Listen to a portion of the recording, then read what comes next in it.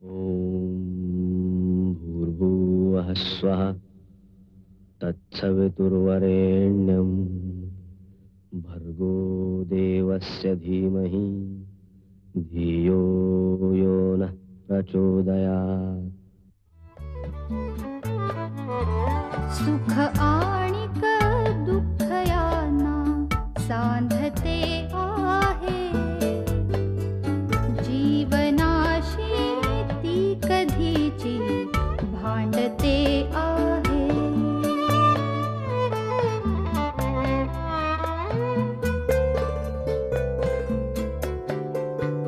दोन डोळ्यांनी मुक्याने बोलताना ती वेगळे काहीतरी बघ सांगते आहे।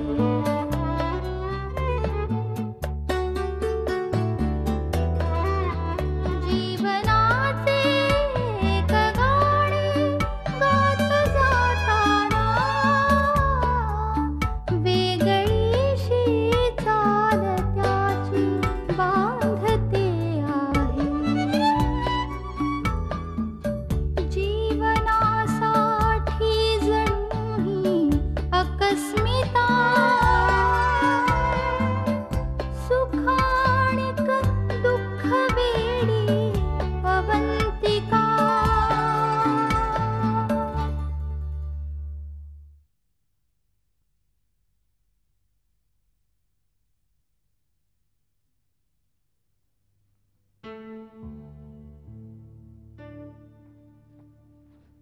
निखिल, तू आणि फुलं घ्या. काय झालं, येताना सिग्नल एक छोटीशी मुलगी फुलं घेऊन आली आणि फुलांना नाही कसं म्हणायचं. थँक्स. बस ना.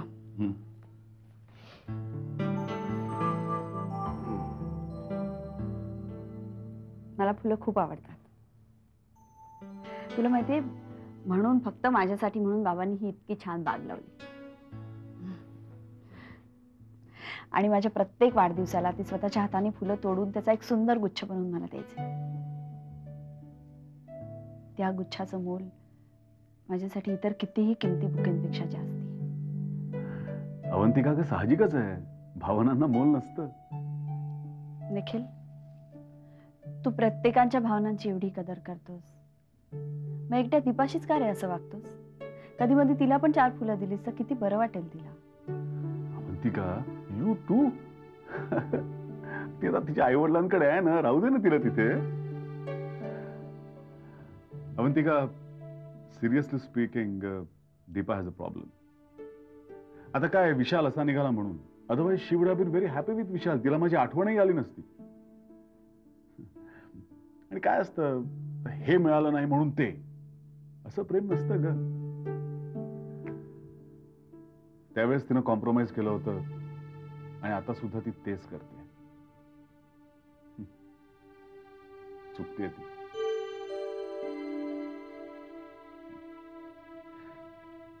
तुला असं वाटतं की मी आणि Deepa, we are made for each other? I do not know. पण दीपाचं लग्न. Good, very good. म्हणजे आता दीपाचं लग्न करायचा प्लॅन चाललाय तुमचा? वाटलंच मला. विशाल,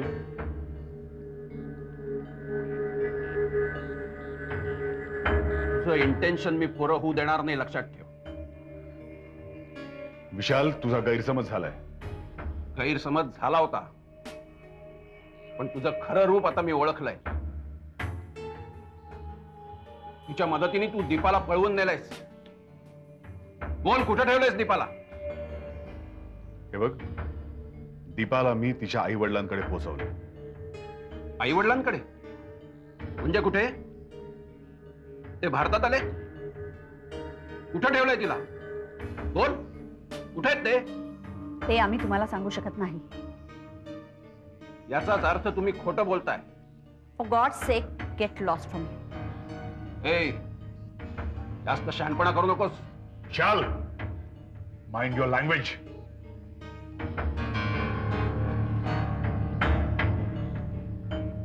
हॅलो, पोलीस स्टेशन. अच्छा, म्हणजे याही वेळी खोटाच फोन चाललाय वाटतं. ते पोलीस आल्यावर कळेलच तुम्हाला.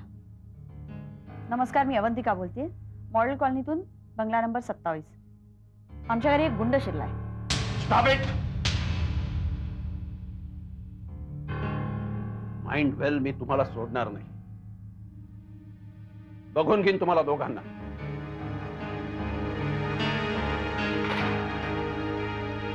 मारे आपल्याला धमकी द्यायला आला होता. ही असली माणसं असतात ना, ती आतून खूप भित्री असतात. त्यांच्यापेक्षा कमकुवत माणसावरच आवाज चढवू शकतात. You're right.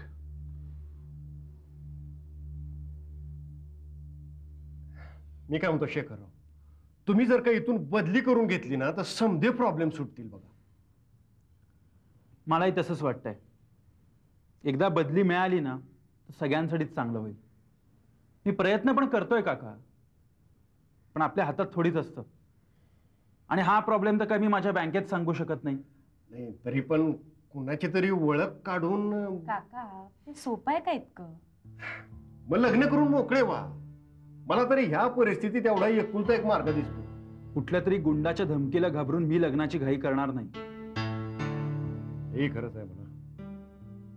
मग एक काम करा ना शेखरराव, नाही तुमच्या बँकेत आजारपणाची का कोणती सुट्टी असते ना ती घेऊन टाका ना. म्हणजे काय हे टेन्शन निवळेपर्यंत घरीच थांबा. शिकली, पण काका बँकेत केवढी कामं साठली आहेत. ती टाळून असं करणं मला बरोबर वाटत नाही. आणि शिवाय ट्रान्सफर जरी घेतली तरी नव्या गावात गेल्यावर पुन्हा मयूची ऍडमिशन, राहणं हे सगळंच बघावं लागेल ना. ऍडमिशन जर वेळेवर झाली नाही तर तिचं अख्खं वर्ष जाईल. मला मयूची काळजी आहे. शिवाय आत्ता हा जो सगळा प्रकार चालू आहे, फोन, धमक्या, या प्रकारामुळे उगाच तिच्या मनावर परिणाम व्हायला नको. लहान आहे अजून ती. शेखर, तुम्ही बरोबर बोलतात. खरं तर मलाही तीच भीती वाटते. तुम्ही अजिबात काळजी करू नका, टेन्शन घेऊ नका. अरे देव आपल्या पाठीशी आहे, तो काहीतरी चांगलंच करेल ना. हो सर, हो हो, निघते मी. ओके.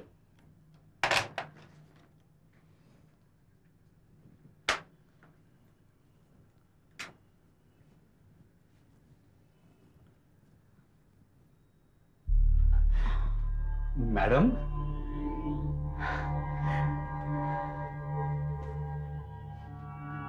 मॅडम तुम्हाला एक गोष्ट सांगू. तुम्ही खरंच खूप सुंदर दिसता. नाही म्हणजे माझ्यासारख्या वयस्क माणसाची सुद्धा नियत बिघडावी इतक्या तुम्ही अट्रॅक्टिव्ह दिसता मॅडम.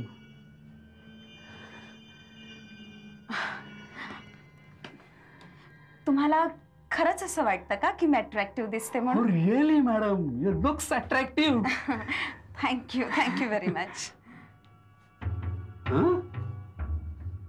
नाही मॅडम, मला वाटलं की तुम्ही मला रागवाल, ओरडाल. तेच तर म्हणते मी मॅडम.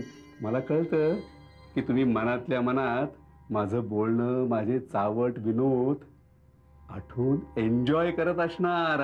हा, पण वर करणी तुम्ही बायका विरोध करता बर का. पण तुमच्या डोळ्यातल्या नजरा, सिग्नल्स आम्हाला कळतात मॅडम. अच्छा. मग मॅडम, घरी कधी येत आहे? म्हणजे मी एकटाच राहतो, तुम्हाला ठाऊक आहे ना. आत्ता जाऊया, हाफ डे टाकते. काय काय म्हणताय? पण मॅडम तुमची ती आजची मीटिंग आहे ना. मीटिंग कॅन्सल करूया. करपे, तुमच्या पुढे मीटिंगचं काय? काय सांगता मॅडम? रिअली? हो.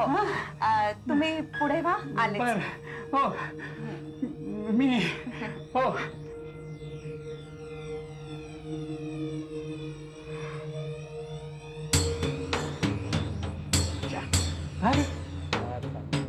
काय काय होते? अरे very lucky.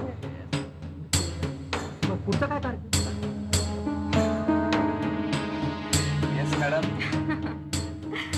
Excuse me everybody, excuse me. Karpe काहीतरी बोलणार आहे. मी काय बोलणार मॅडम? बोला ना.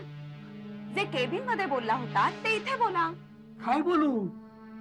का आता का दात खिळी बसली तुमची? सांगा ना, सांगा.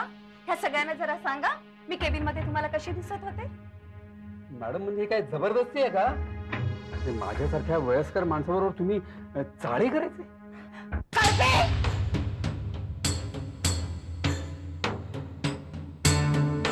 सांभाळून बोला. खूप सहन केलं मी तुम्हाला, खूप सहन केले. आता एक शब्द जरी तोंडातून काढला ना तर चप्पल काढून थोबड फोडून ठेवेन मी तुमचं. तुम्ही माझ्याशी जे बोललात, जे वागलात, त्याबद्दल आधी सगळ्यांसमोर माफी मागा माझी. मी माफी? माफी मागा. करपे, तुम्हाला मॅडमची माफी मागायलाच पाहिजे. मी माफी मागा करपे. करपे म्हणा, ह्या ऑफिस मधल्या सगळ्या बायका माझ्या आई आणि बहिणीं समान आहेत. म्हणा करपे, म्हणा. या ऑफिस मधल्या सगळ्या बायका माझ्या आई आणि भगिनी समान आहेत. गुड. यापुढे ऑफिस मधल्या कुठल्याही बाईशी कोणीही वाईट वागलं तर सरळ मेमो देण्यात येईल आणि ह्याची लेखी कंप्लेंट हेड ऑफिसला दिली जाईल. कळलं?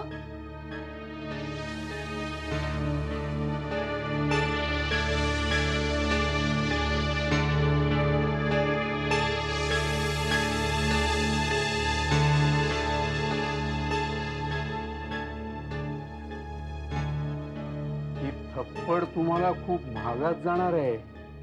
पाटील आई.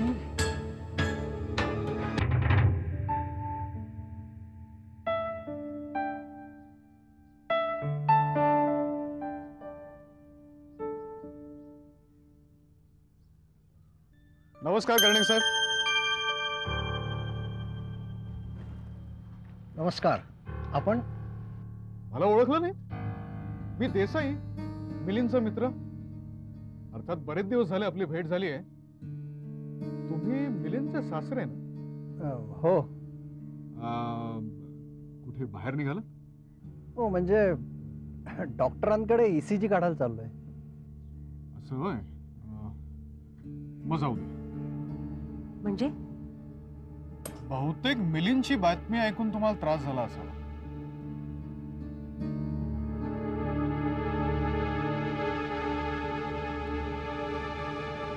मिलिंदची बातमी कसली? म्हणजे मिलिंदने तुम्हाला सांगितलं नाही?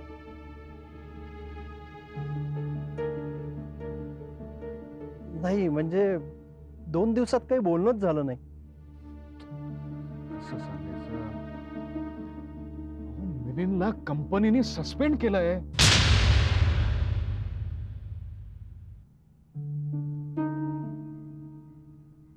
काय? अहो, मिलिंदवर कंपनीचे सिक्रेट्स दुसऱ्या कंपनीला विकल्याचा आरोप आहे. काय?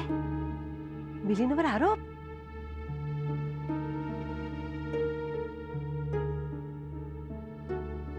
कसं शक्य आहे? मी तेच म्हणतोय, कसं शक्य आहे हे? अहो, मिलिंदवर संशय घ्यायचा म्हणजे प्रभू रामचंद्रांवर संशय घेण्यासारखं आहे. हे झालंय खरं. हा सगळा ना आमच्या MDचा खोडसाळपणा आहे. पण मिलिंदनं काहीच कसं सांगितलं नाही? अप्पासाहेब, तुम्हाला कसं सांगणार तो? तुम्ही हार्टचे पेशंट. नाही, पण अजिबात टेन्शन घेऊ नका. अहो, मी आहे ना त्याचा मित्र. पाठीशी भक्कम उभा आहे मी. पण म्हणजे मिलिंदची नोकरी गेली? गेल्यातच जमाय. नाही, पण तुम्ही अजिबात टेन्शन घेऊ नका. मी अप्पासाहेब, एका चांगल्या डॉक्टर कडून तुमचा ECG काढून घ्या. हो. बरं, येतो.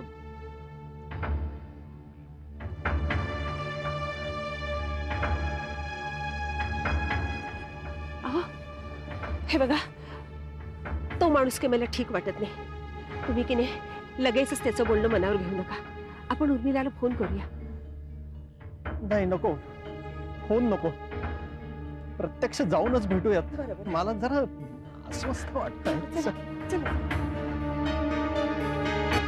नील, हा हा सौरभ आता शेखर साहेबांना त्रास द्यायला लागलाय. पण आमच्या मैथिलीला सुखात राहू द्यायचंच नाही असा इडाच उचललाय जणू त्यांनी. आपण पण त्याला त्रास देऊ शकतो विलास. त्याची कामगाराची युनियन फोडायला 1 मिनिट नाही लागणार आपल्याला.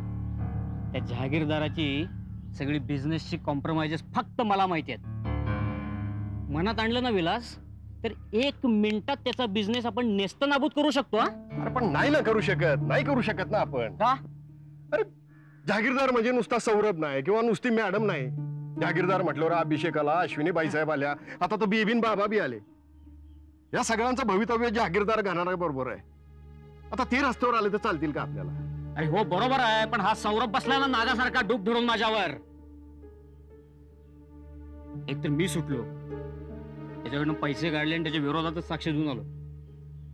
पण उद्या त्या सौरभने जर मला काही करायचा प्रयत्न केला तर? नाही, तसं तो अजिबात करू शकणार नाही, कारण संशय डायरेक्ट त्याच्यावर जाईल ना. बरोबर. म्हणून म्हणतो नील, सोडून दे समज. जरा चांगल्या सज्जन माणसासारखं वागायला शिक. अरे माझ्याकडे बघ ना, एकदा चांगलं वागायचं ठरवलं ना तर खूप बरं वाटतं. मनाला एकदम शांती मिळते बघ. विलास, तू शांती भिंतीची भाषा करायला लागलास आता. हसू नको नील. नशीब बी आपल्यावर हसत असतं, पण आपल्याला उमगत नाही. जेव्हा उमगतं ना तेव्हा उशीर झालेला असतो. जहागीरदाराला बी उमगल ना तेव्हा असाच उशीर झालेला असतो.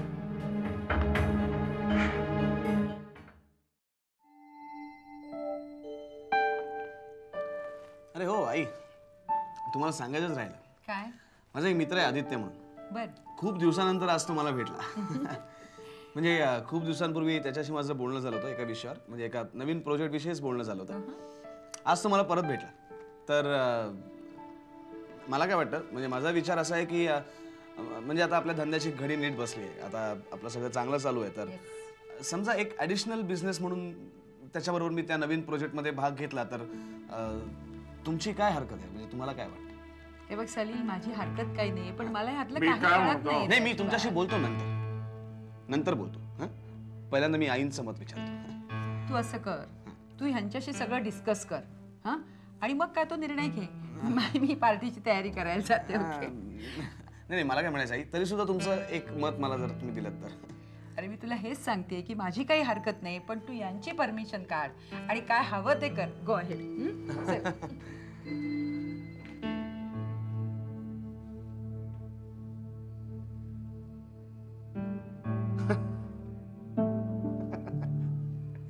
नाही, तुम्ही मला नाहीच म्हणणार. प्रपोजल मी आणलंय ना, तुम्ही आणलं असत तर झालं असतं. तसं नाही रे. काय दुसऱ्या एका प्रोजेक्टसाठी मी पैसे खर्च करून बसलोय, त्यामुळं तुझ्या या प्रोजेक्टसाठी मला काही पैसे उभे करता येणार नाही. हा, आता दुसरीकडे तुझी कुठे व्यवस्था होत असेल तर बघ. कुठे? दुसरीकडे कुठे बघणार मी? का तुझ्या आईवडिलांना विचार ना. बाकी ठीक आहे चालू ना, तुझ्या बापाकडे कुठला आलाय पैसा एवढा मोठा, नाही का? म्हणजे तो प्रोफेसर, त्यातून प्रामाणिक. बरं, आईच्या त्या स्टॉलमधून दिला असे काय पैसे सुटणार, नाही का? हो पप्पा, तुम्हाला हे प्रपोजल मान्य नसेल ना तर नाही म्हणून सांगा. माझ्या आई वडिलांविषयी प्लीज काही बोलू नका. का रे बाबा, मी काय चूक बोललो? काय आहे, कुठल्याही पेशाचा धंदा करता येतो, ती टाक लागते. पेशाचा धंदा करणाऱ्यांपैकी नाही आहेत माझे बाबा. अरे पण आता आरोग्य आणि शिक्षण खात्यात किती करप्शन चाललंय. असतील ना, करप्शन करत असतील, पण माझे बाबा त्यातले नाहीयेत आणि त्यांना गरज सुद्धा नाहीये. जेवढं मिळतं ना त्यांना तेवढ्या याच्यात खूप सुखात राहतात माझे बाबा. आणि त्यांच्याकडे पैसे असतील ना तरी सुद्धा मी माझ्या बाबांकडे पैसे मागणार नाही. बरोबर आहे. तुझी सासू एवढी. हो पप्पा प्लीज.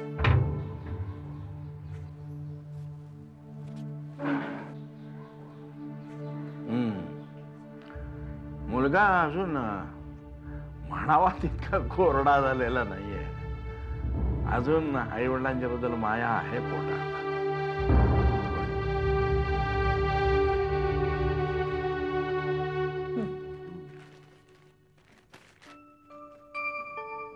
आई ग, कनूची तब्येत ठीक नाही. काल रात्री आशूचा फोन आला होता. बाई गं, काय झालंय तिला?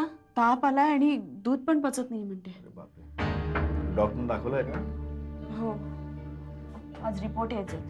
बाई ग, मी जाऊ का? अगं ती दोघं आहेत ना तिथे, थोडीशी वाट बघ अजून.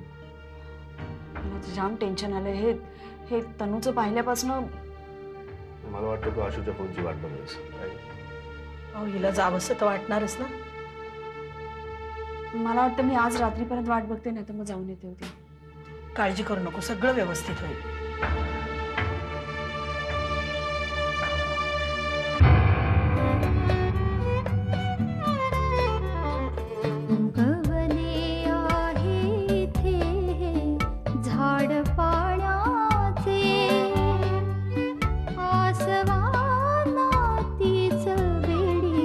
सांडते